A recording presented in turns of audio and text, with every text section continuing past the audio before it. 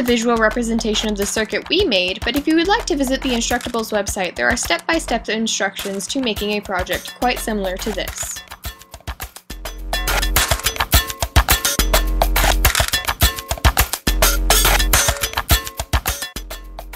We got the idea of this VU spectrum analyzer off of the Instructables website, but what we did differently is we set up a microphone sensor to plug into the LOL shield itself so that it will actually pick up the sounds rather than reading the frequencies from a jack.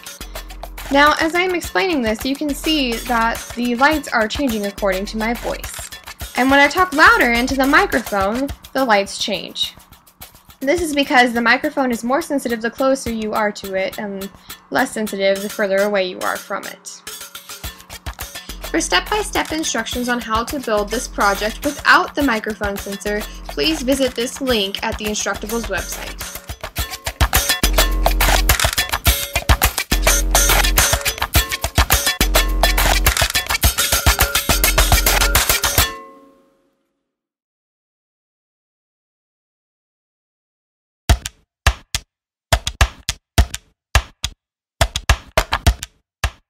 For the code on our final project, we had to use two libraries, the FFT and Charlieplexing.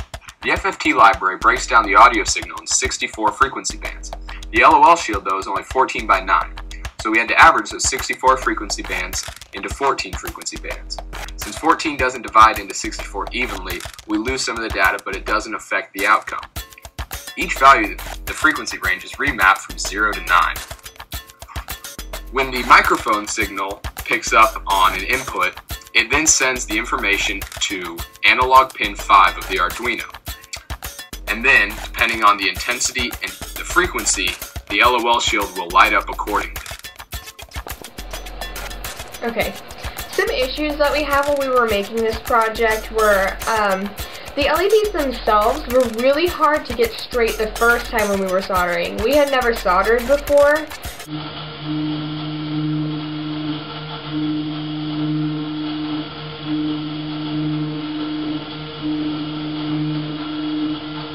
And when there are 126 LEDs that you have to solder 2 wires to the board with, it's really hard to get them all straight the first time. So what we had to do was we actually had to solder the LEDs to the board, flip it over, cut the wires shorter, and then resolder it and straighten all of them. So that took quite a while to do.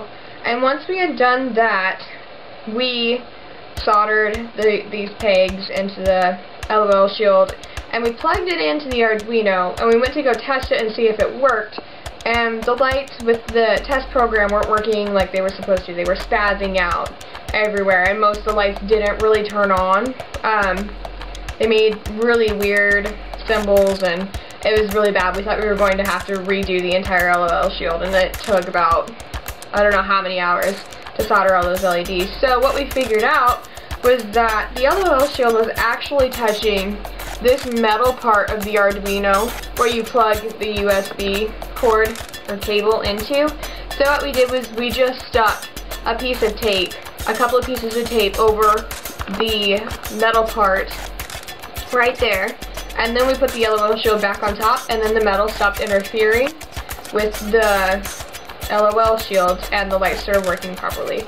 Another problem we had when we were working with it was while we were soldering, it was really hard to get these 2 wires to be soldered onto the LOL shield itself so that we could have this whole microphone circuit over here sending the signals over there, because these 2 wires are soldered right next to each other, and so it was really hard to keep those 2 bubbles away from each other while we were soldering, but we eventually got it. Another problem we had with this LOL shield was with this microphone circuit. We originally had a piece right here in our circuit that amplified the frequency so much that the microphone was reading every sound in the room, and so regardless of what kind of music you were playing, the lights were always going on their own accord. They weren't really picking up anything because they were picking up everything. So what we did was we just took that out, and it took the amplification out, and now it reads the music perfectly fine without a ton of background noise, so it's not ultra sensitive anymore.